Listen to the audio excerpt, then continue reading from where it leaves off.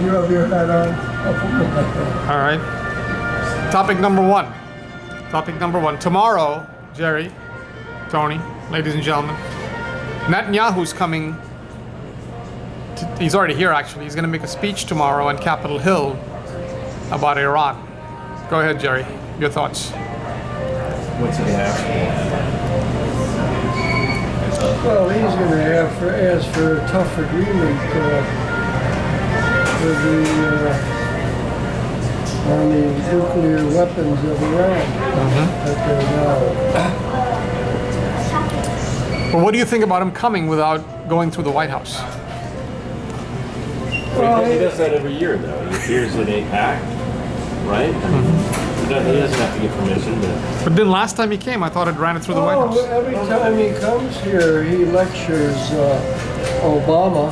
He goes out there right in front of the press and lectures him. So what else is new? Yeah. Well, the difference about this is it's 2 weeks before his election. And Obama says, I don't want to.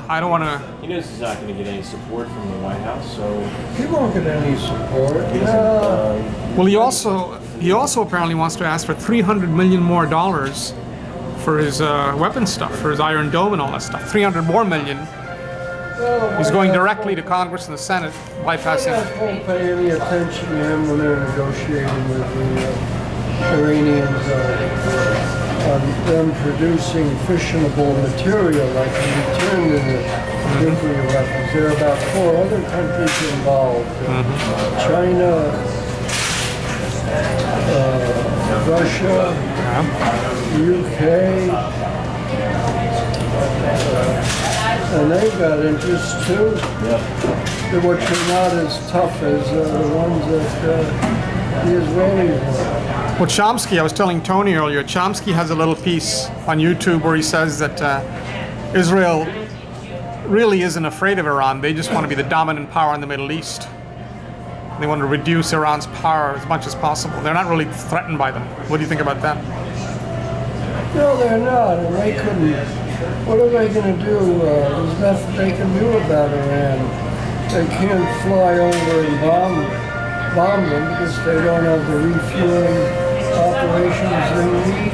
Well, although now they've leaked these rumors, which I think probably just rumors, but they say that Saudi Arabia has given them permission to fly over Saudi Arabia to bomb Iran. But they need permission to fly over Iraq.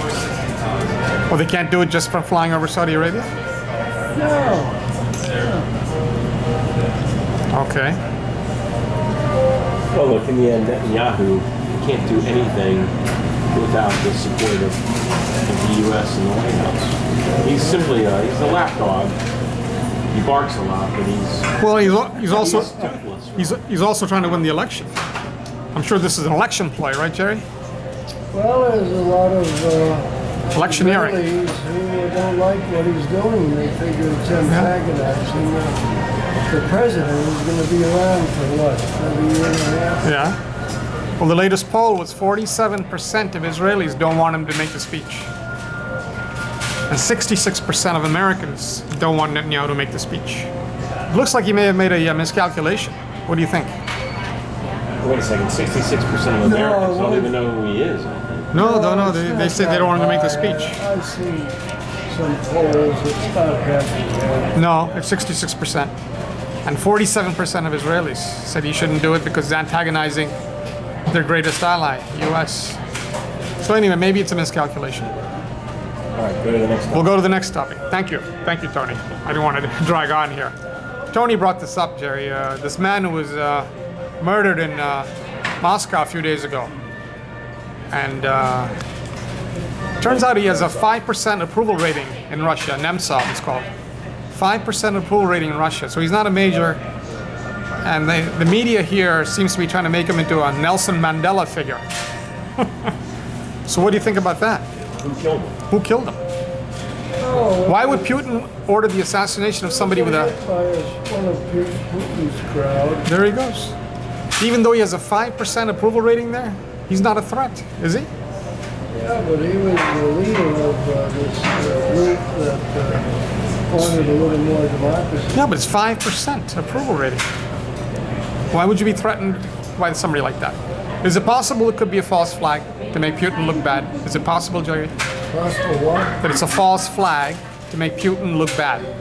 To demonize Putin? No. Well, Tony, I think I think there is that possibility. Absolutely. Yeah. I mean, I don't think Putin will be dumb enough to assassinate any member of the opposition party right in front of the front steps of The Kremlin. Kremlin. I mean, he would have to know how they would be treated in the media. Yeah. Much better to just whisk the guy away to Siberia and no one ever hears about him again. I mean, why shoot him dead? In front of the view Kremlin. public? Yeah. Yeah, that seems like It's an amateur hour. Yeah. Well, it makes him look really bad, so why would you want to do that, right? Yeah, but the shooting wasn't amateur. They had everything all laid out. Yeah. They had the cameras that surveyed the square had been tampered with. No, I didn't. And the tracks of the car had been smoothed over. I mean, it was a professional job. Yeah, but that doesn't mean it's Putin. It could be it could be the Ukrainian regime. It could be the CIA. You know, you always laugh about that. What, the Financial Times doesn't say that, Jerry? Is that what it is? I don't know what. Financial Times and. They just say it was shot. Okay, next topic. Interesting book is coming out. You'll find this interesting, Jerry. Interesting book coming out. A bombshell. It alleges that over 1 million German women at the end of World War II were raped by the Allies. Not just the Red Army, but also the Americans and French and other allies. Over 1 million. What do you think about that? That's possible. Okay, he knows.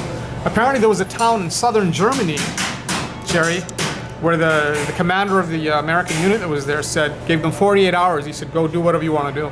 Carte blanche. Possible? Oh, yeah. I mean, there are those guys out there, they haven't been laid in years. And, So they allowed them to rape civilians. All right, so Jerry's. That's ancient history. It's ancient history. I don't think the American public knows about it. Well, over 1 million people were I raped. remember hearing bits and pieces about it. Well, everybody knows about the Russian army doing it, but I don't think people know that Americans also were involved. Okay, next topic. This is actually a book that came out in 1989, Jerry, called Other Losses. You might have heard about this. Other Losses. Canadian guy wrote it. He alleges that at the end of the war, Eisenhower deliberately had a policy where they ended up killing over 1 million German POWs by starving them, by not giving them proper rations, by not allowing the Red Cross in the POW camps. Oh, no. You say no. A lot of evidence for it. And Not Eisenhower. Eisenhower. He was a real military man. Well, Tony, he warned- can I ask you why you wouldn't do that? Well, he warned about the military-industrial complex. So. No, this is about revenge against the Germans. He wasn't. Yeah, but it seems. Eisenhower was a real military man, and they have a code on how you treat prisoners. Well, Look at all the this prisoners. book. Look at all the prisoners that bailed out of the aircraft. They just put them in these camps. They didn't take them all over. Well, this book has a lot of documentation and evidence, and a lot of Americans testifying, American military personnel saying that it did happen. Well, And Red Cross weren't allowed in, and 1 million Germans died from malnutrition, from abuse, lack of medical care. And Eisenhower orchestrated the whole thing, presided over it. The book is called Other Losses. It's on Amazon. Not to read the book. Yeah, you have to read the book. Even Stephen Ambrose, who questioned the figures, said terrible things did happen in the POW camps. He acknowledged that. Stephen Ambrose, famous historian. Right now, okay, so you guys are skeptical about your beloved Eisenhower, that he would be involved in something like that. Okay, all right. all I remember is that the Germans were fighting tooth and nail to stop the Russians before they got to Berlin. That was on the Eastern Front. On the Western Front, they were given up by divisional. And I knew a soldier who'd been there, and they were told not to take too many prisoners. first a few came out, then hundreds came out. Because they knew they'd get better treatment in the U.S. Oh yeah, In of Russia, course. they marched them off to Siberia and they never came back. Yeah. Never- Well, you can understand that. They killed 27 million Russians. I mean, you know, it's brutal to them. Well, I'm just saying that. Yeah, you're right. You're right. I agree with you on that. Here's the other book that's coming out. This is about King Edward. I think Jerry might know more about this. Maybe you know a little bit, but King Edward and Wallace Simpson, the American socialite. King Edward abdicated because he married this American. Jerry knows about this.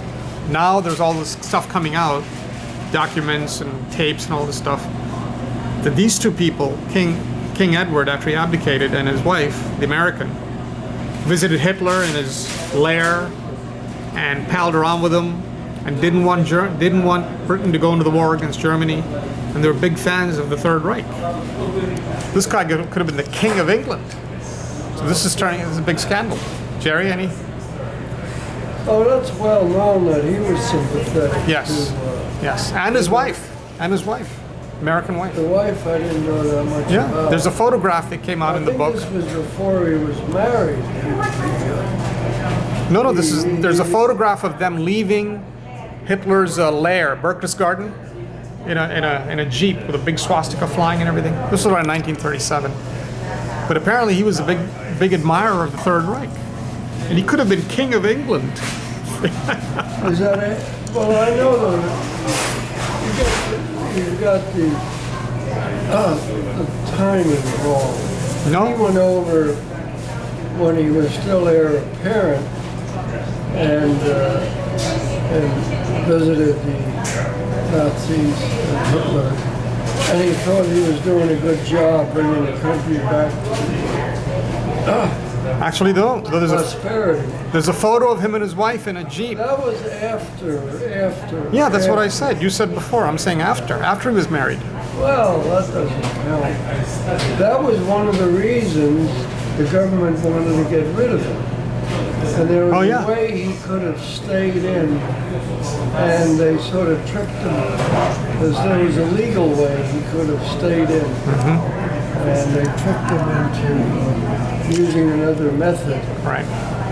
Because the Prime Minister didn't want someone who was sympathetic to Germany.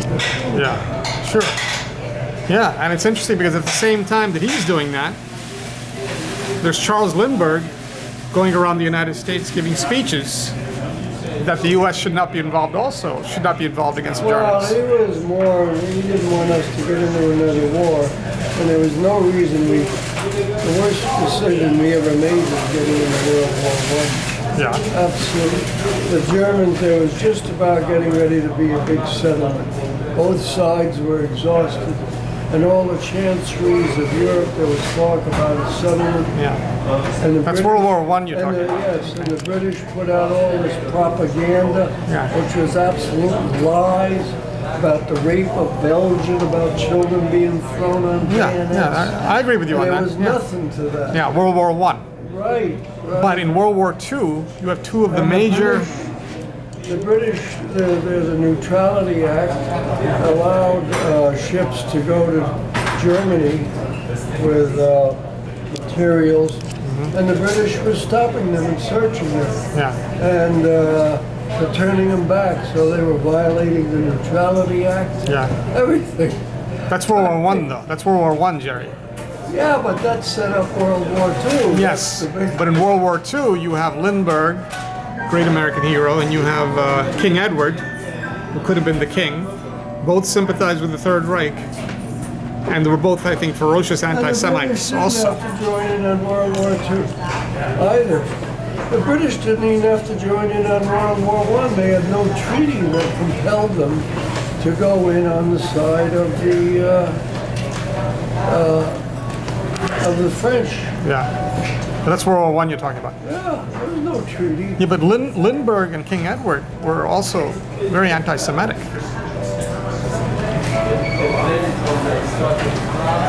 These are two great heroes of the West. And now they always say the West fought against Germany and it was all, Well, united. there was such disillusion at the end of World War I on what came of it. Another great American, not a great American, but a famous American who didn't want to, just gives you an idea of these characters who don't want to go in the war against Germany. Joseph Kennedy. He was big on, and he was one of the nastiest people to come out of American history, the 20th century. And he was big on not getting involved. Yeah. No. He wanted to be an isolationist, and he was a terrible anti-Semite and a racist and everything else. So it's interesting, history whitewashes and they leave out little details like this. But this King Edward thing is going to be an embarrassment because they have all these new documents and stuff, how pally he was. And he was really hoping, it says, that if the Germans won, then he could get back in and become king. Right? Because the British forced him out. Churchill had forced him out. But if things had turned out differently, he could have got back in.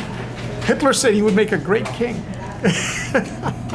Now, if you're endorsed by Hitler, I think that says a lot. Well, why don't we end this historical discussion? Yes. I thought you loved history. Jerry doesn't like too many facts and logic coming out of him. He wanted to go back to World War I. All right, okay, we'll leave it at that.